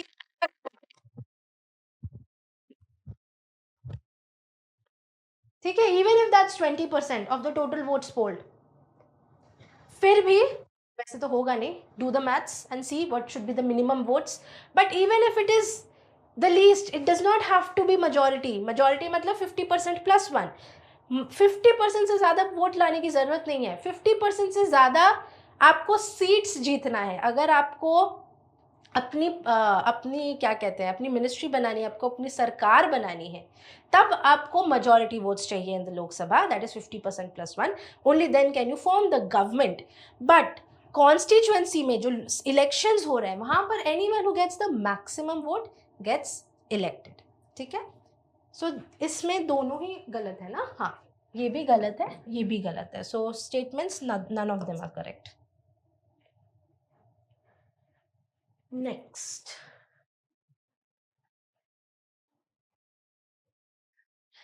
the Parliament of India exercises control over the functions of the Council of Ministers through adjournment motion, question hour, supplementary questions. Parliament of India exercises control over the functions of the Council of Ministers through adjournment motion, question hour and supplementary question. सारे ही हैं, सब ठीक है, सबके through parliament of India जो है council of minister, मतलब basically क्या, ये सारी चीजें क्या है, काउंसिल ऑफ मिनिस्टर्स से क्वेश्चन पूछ रहा है ना, तो तभी अकाउंटेबल रख रहा है.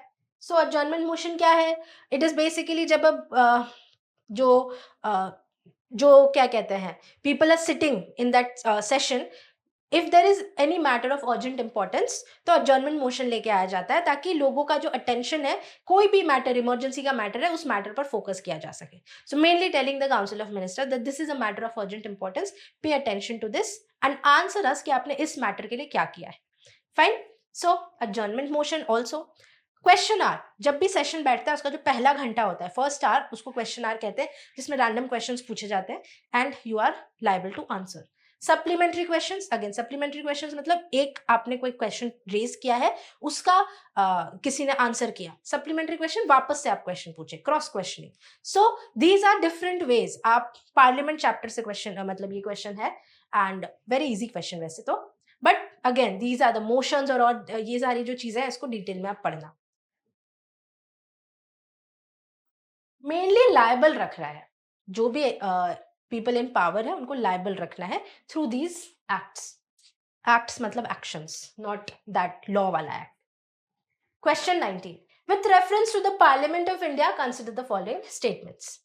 A private member's bill is a bill presented by a member of Parliament who is not elected but only nominated by the President of India. ध्यान से पढ़ो, ध्यान से पढ़ो. A private member's bill is a bill presented by a member of Parliament who is not elected but only nominated by the President of India. Private member किसको कहते हैं, उसी से समझ में आ जाएगा. Recently a private members bill has been passed in the parliament of India for the first time in its history.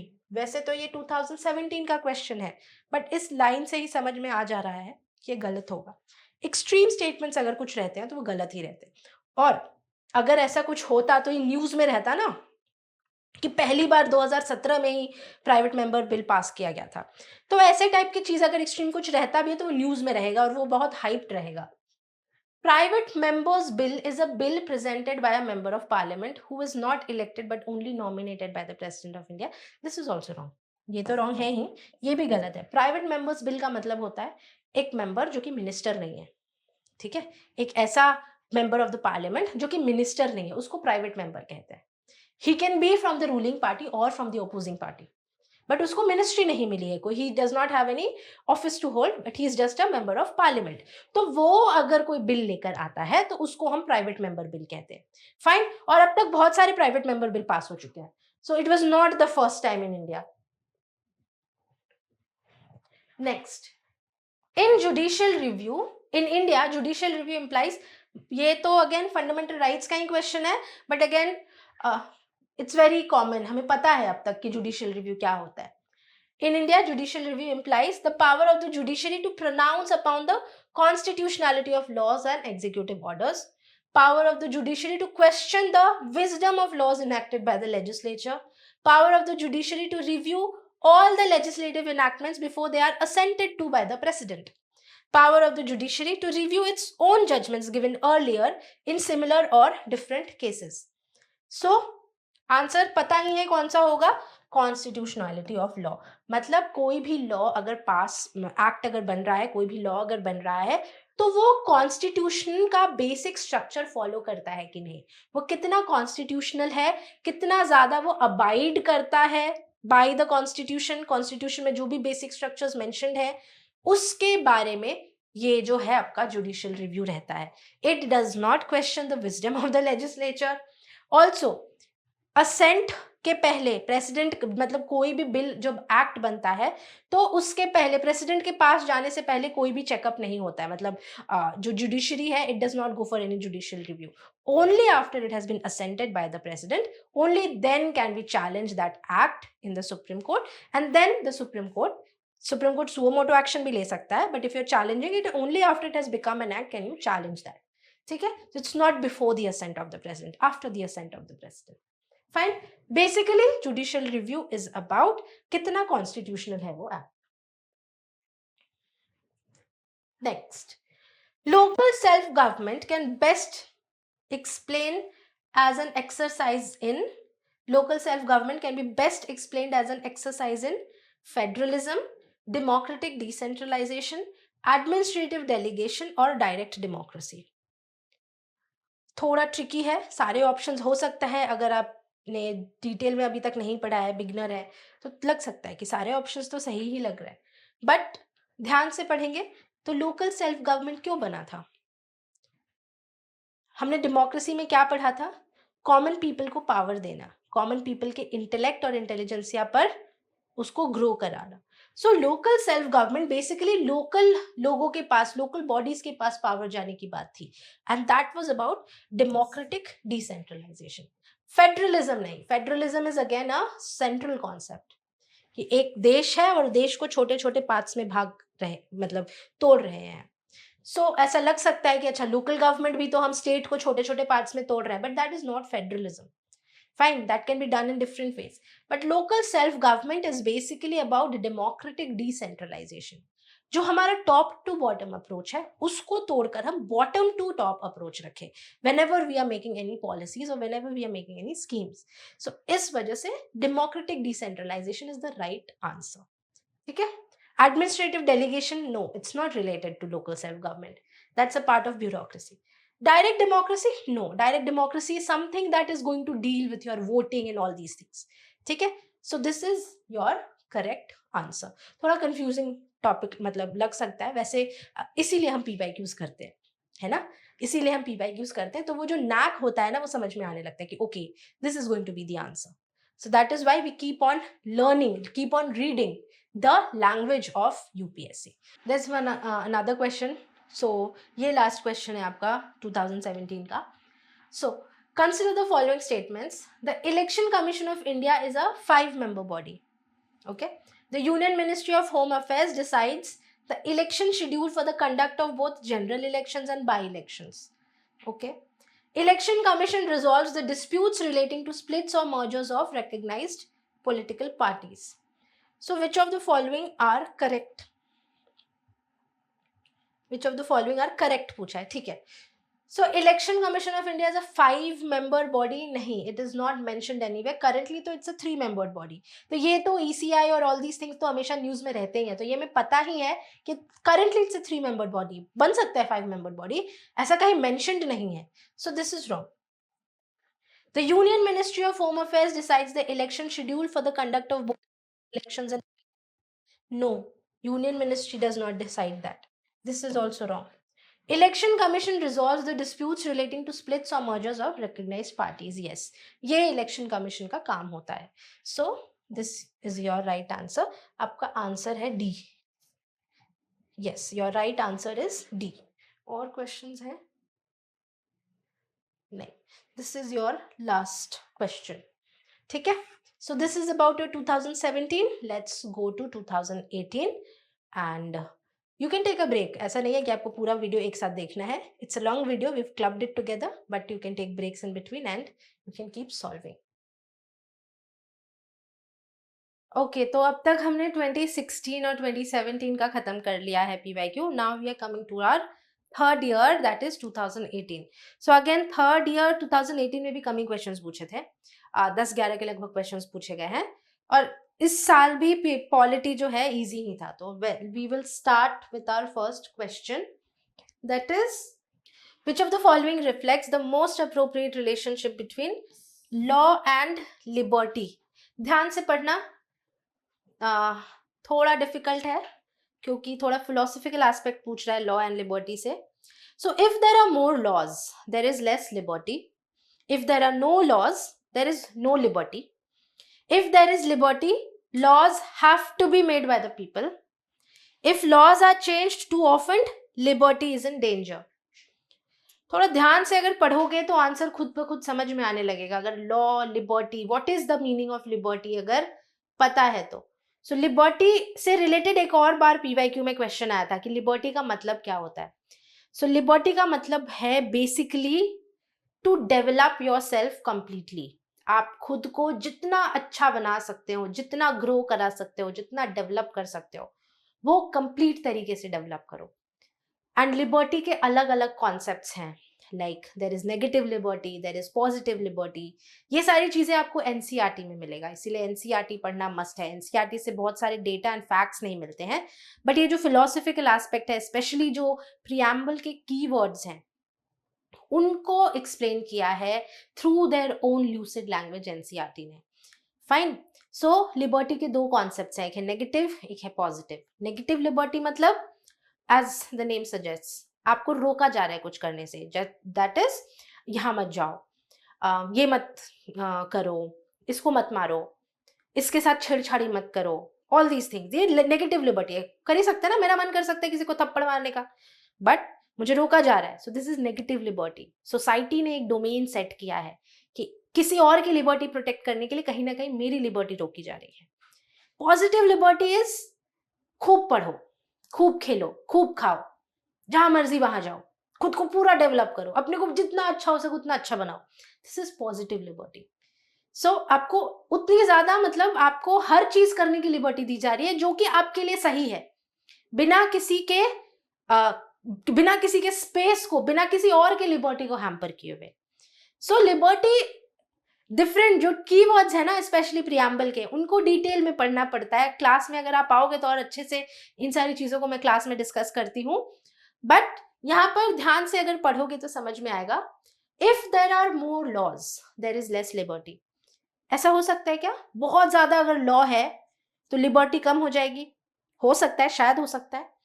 If there are no laws there is no liberty. If there is liberty, laws have to be made by the people. ये तो थोड़ा बहुत ही ज्यादा arbitrary अजीब सा है, तो ये तो गलत ही होगा। If laws are change too often liberty is in danger. ये बहुत ही ज्यादा हाइपर एक स्टेटमेंट नहीं बोल दिया, liberty is in danger. Danger में कैसे चला जाएगा अगर हम लॉज को चेंज कर रहे हैं? ये बोल सकते थे कि लिबर्टी का हैम्पर होगा, लिबर्टी चेंज होगा, बट डेंजर बहुत ही ज्यादा हाई लेवल, मतलब बहुत ही ज्यादा नेगेटिव क्वेश्चन है। सो ये दो नहीं होंगे। इन दो में कंफ्यूजन हो सकता है, that if there are more laws there is less liberty. But इससे भी बेटर है if there are no laws there is no liberty. Yes, अगर कोई नियम कानून ही नहीं है तो लिबर्टी कैसे डिफाइन कर पा रहे हैं हम? कैसे कह पा रहे हैं कि कोई किसको फ्रीडम है, किसको फ्रीडम नहीं है? कोई लॉ ही नहीं है, जिसको जो जी में आए वो कर रहा है ना? क्योंकि लिबर्टी में दोनों कॉन्सेप्ट आने चाहिए ना, negative liberty and positive liberty. Negative liberty for the society, positive liberty for yourself. तो जब तक लॉज नहीं होंगे तब तक लिबर्टी नहीं होगा। थोड़ा हाई लेवल कॉन्सेप्ट है, नहीं समझ में आया है, प्लीज पिंग मी, मैं आपको और अच्छे से समझाऊंगी इस चीज को। अब next question. If the President of India exercises his power as provided under Article 356 of the Constitution of a particular state, very easy question, then the Assembly of the state is automatically dissolved.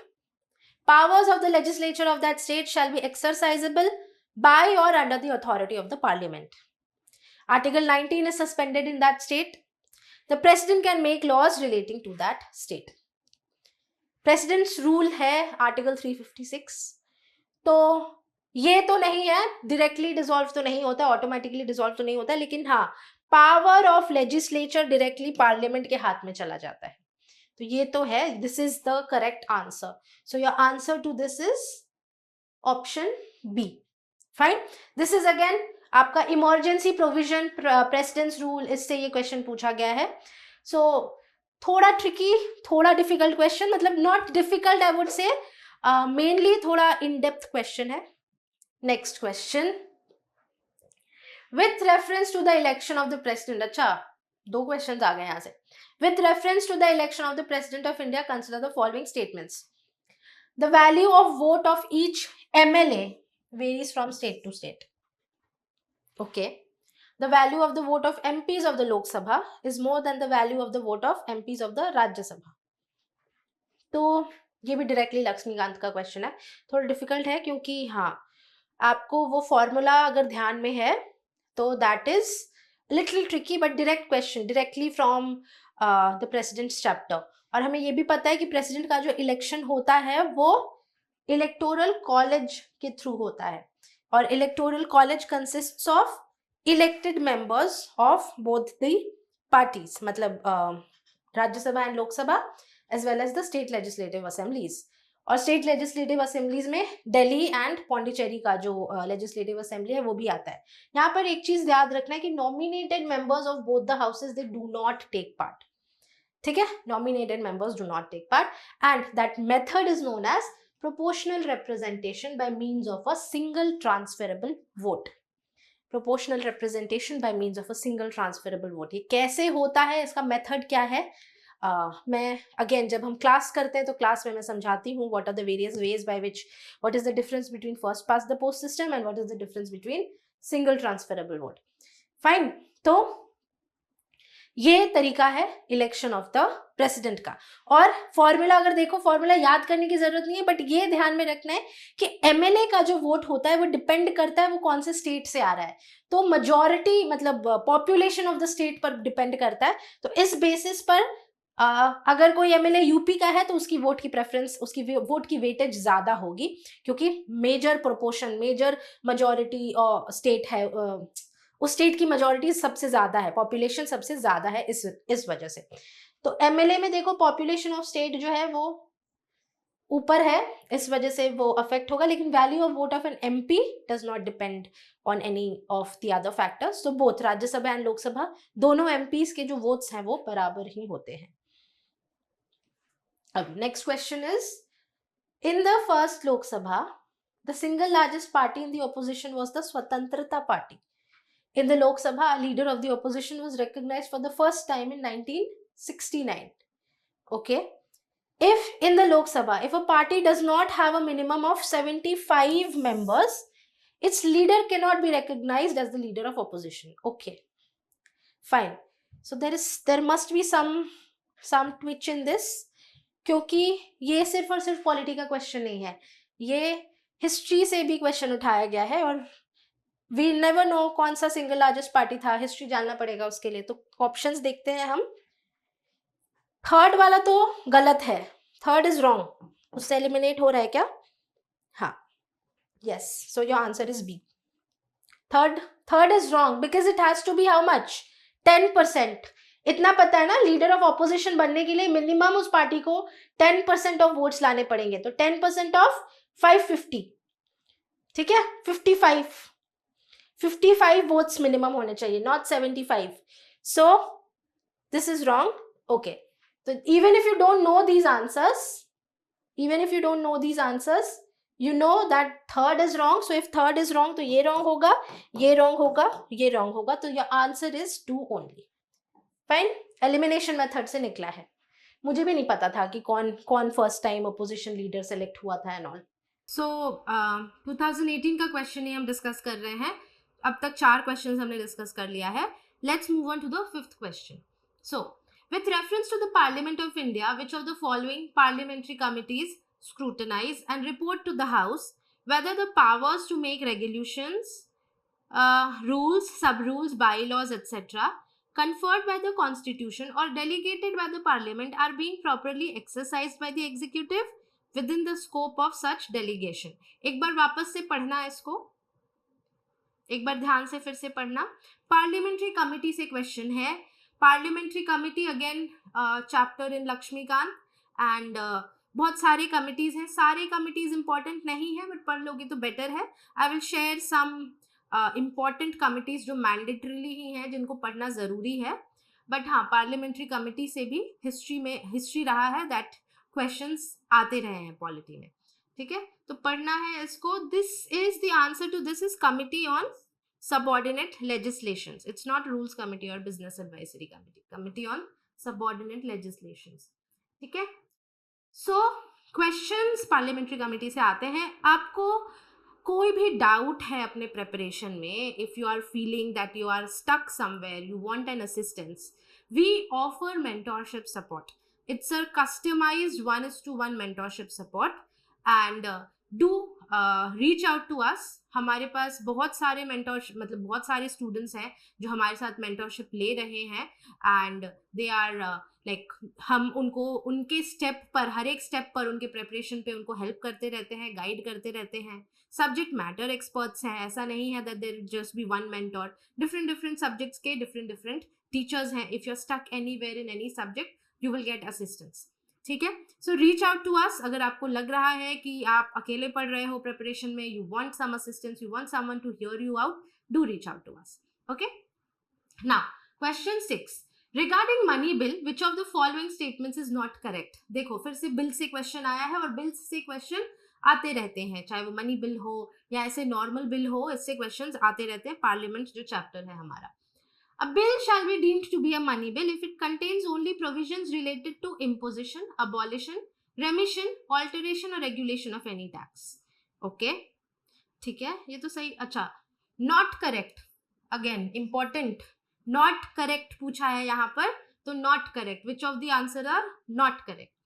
A money bill has provisions for the custody of the Consolidated Fund of India or the Contingency Fund of India. Okay.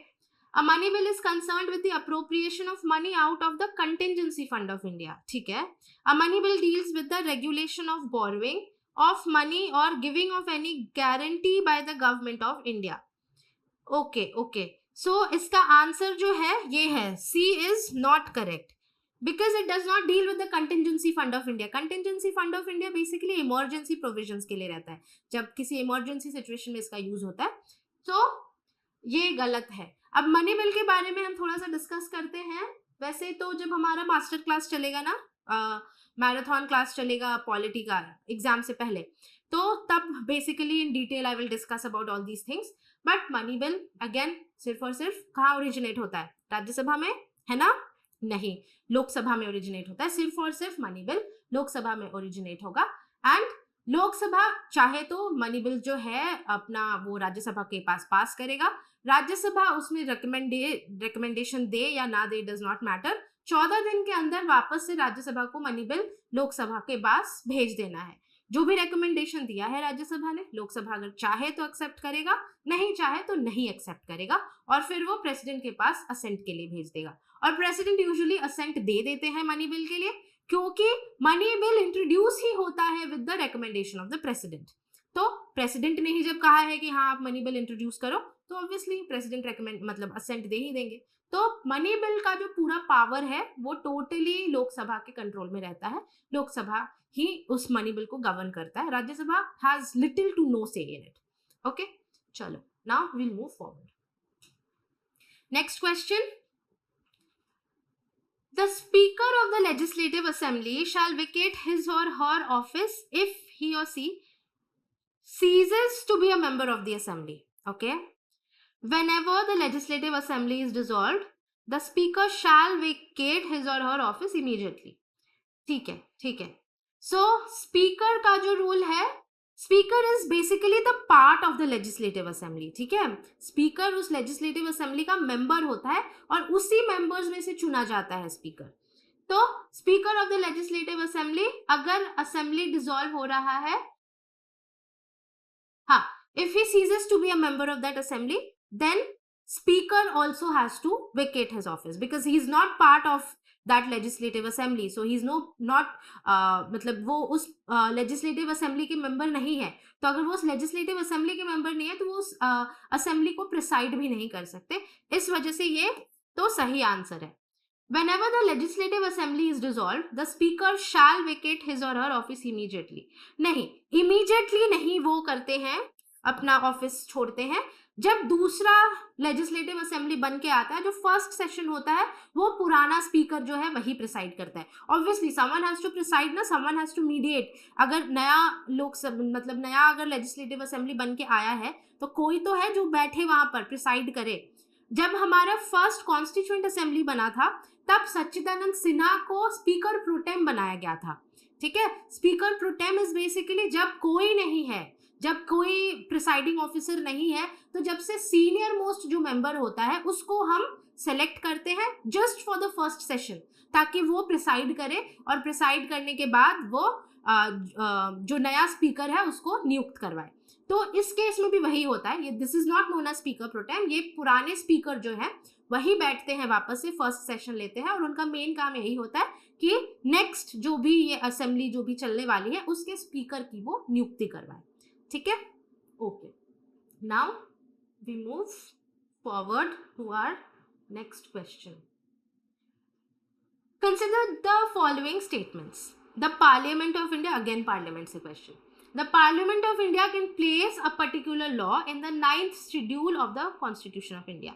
Okay, the validity of a law placed in the 9th schedule cannot be examined by any court and no judgment can be made on it. नहीं, ये parliament से question नहीं है, ये judicial review और schedule का question है, but what ever, everything is linked. So the parliament of India can place a particular law in the 9th schedule of the constitution of India. ये सही है. हमारा जो फर्स्ट अमेंडमेंट एक्ट बना था उसके तहत ये वही था कि कोई भी अगर चीज है वो 9th शेड्यूल में एक्ट कर सकता है पार्लियामेंट. फाइन, जस्ट उसको प्रोटेक्शन देने के लिए. Next, the validity of a law placed in the 9th schedule cannot be examined in any court and no judgment can be made on it. This is wrong. क्योंकि judicial review का concept आ जाता है और Kesavananda Bharti case में जब basic structure in सारी चीज़ों की बात हो रही थी तब सुप्रीम कोर्ट ने क्लियरली कहा है कि नहीं, अगर कोई भी ऐसा लॉ है, कोई भी ऐसा मैटर है, अगर वो 9th शेड्यूल में भी ऐड किया जा रहा है, it is still like viable, it is still liable for judicial review. अगर वो बेसिक स्ट्रक्चर को हैम्पर कर रहा है तो फिर भी मतलब it cannot be added and उसको क्वेश्चनेबल है वो कोर्ट में. ठीक है, तो ऐसा नहीं है. This second question, second statement is wrong. तो इसका आपका सही आंसर होगा A1 ओनली. ठीक है, यस, जैसा first question, first statement is correct. First amendment act से वो वाला प्रोविजन जो है कि कोई भी एक्ट, कोई भी चीज़ वो आप ऐड कर सकते हैं 9th शेड्यूल में just to give that act protection. और केशवानंद भारती केस में ये जब बेसिक स्ट्रक्चर और इन सारी डॉक्यूमेंट्रीज की बात हुई थी, डॉक्ट्रिन की बात हुई थी, बेसिक स्ट्रक्चर डॉक्ट्रिन, तब वहाँ पे कहा गया था कि जुडिशियल रिव्यू जो है 9th शेड्यूल पर भी लागू होता है, कोई अगर चीज़ उसमें ऐड होता है तो. ठीक है, next, which of the following are regarded as the main features of the rule of law? Rule of law कहाँ पर पढ़ा है हमने? ये कहाँ का क्वेश्चन है? फंडामेंटल राइट्स का. यस, हमने फंडामेंटल राइट्स में आर्टिकल 14 जब पढ़ रहे थे तब हमने रूल ऑफ लॉ पढ़ा है. Fine. So which of the following are considered as the main features of rule of law? Limitation of powers, equality before law. सबसे, अब जैसे मैंने आर्टिकल 14 बोला तो इक्वालिटी बिफोर लॉ तो होगा ही. People's responsibility to the government, liberty and civil right.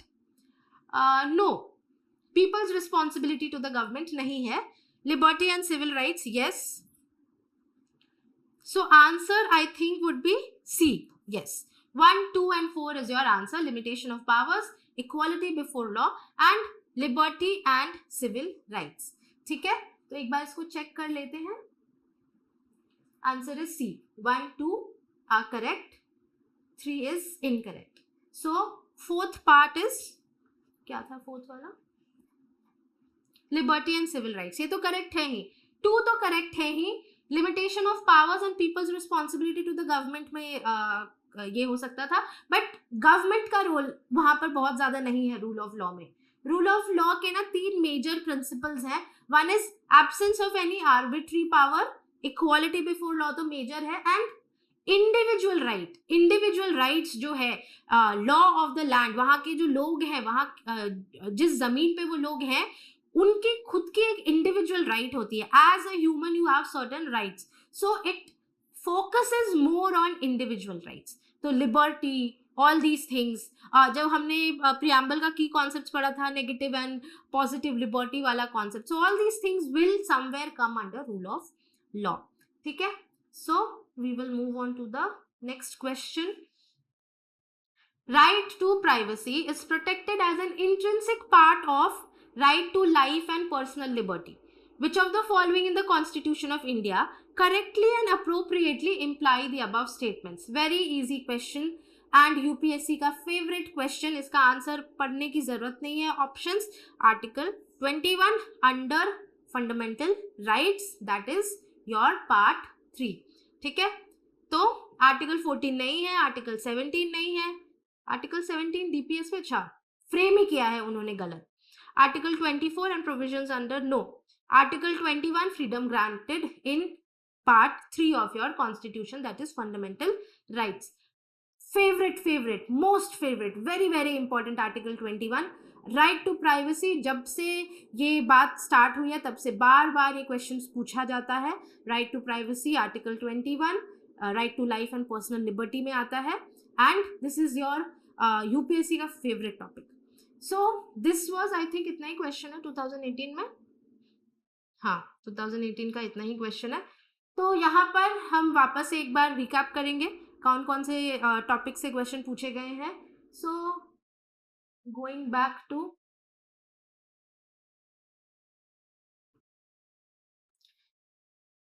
Law and liberty. Again आपका जो कीवर्ड्स है प्रियम्बल. प्रियम्बल भी बहुत इंपॉर्टेंट है आपका जो चैप्टर है प्रियम्बल का. इनफैक्ट आप जब प्रियम्बल पढ़ते हो ना आपकी रूह कांप जानी चाहिए हर बार. Like every time you read the preamble you should actually feel the preamble like that. Your you get goosebumps if you actually feel each and every word of the preamble. You get goosebumps. क्या सोचा होगा. सोचो मतलब while they were framing this country, what were the thoughts going on behind the makers of the constitution. Everything is actually imbibed, enshrined in that in the preamble. So it actually gives you goosebumps every time you read the preamble. तो आपका preamble से question आया है, keyword से related question आया है. Article 356 emergency provisions president rule, वहां से क्वेश्चन पूछा गया है. फिर आपको next question was from again president election से क्वेश्चन पूछा गया था. फिर क्वेश्चन पूछा गया है पार्लियामेंट चैप्टर से. This was an elimination based question. Elimination करके हम इसका आंसर निकाल सकते थे बट पार्लियामेंट चैप्टर से आया था. पार्लियामेंट्री कमेटी से क्वेश्चन पूछा गया है. फिर आपको मनी बिल से क्वेश्चन पूछा गया है. यस, मनी बिल से क्वेश्चन पूछा गया है. फिर स्पीकर लेजिस्लेटिव असेंबली से पूछा गया है. Then again about schedule, judicial review, rule of law, fundamental rights. Fundamental rights से दो क्वेश्चन पूछे गए हैं. हाँ, 9th और 10th दोनों क्वेश्चन फंडामेंटल राइट से ही पूछे गए हैं, rule of law and all, क्योंकि that also comes under article 14 which is part of your fundamental rights. So this was about your 2018 and we are moving forward with 2019 now.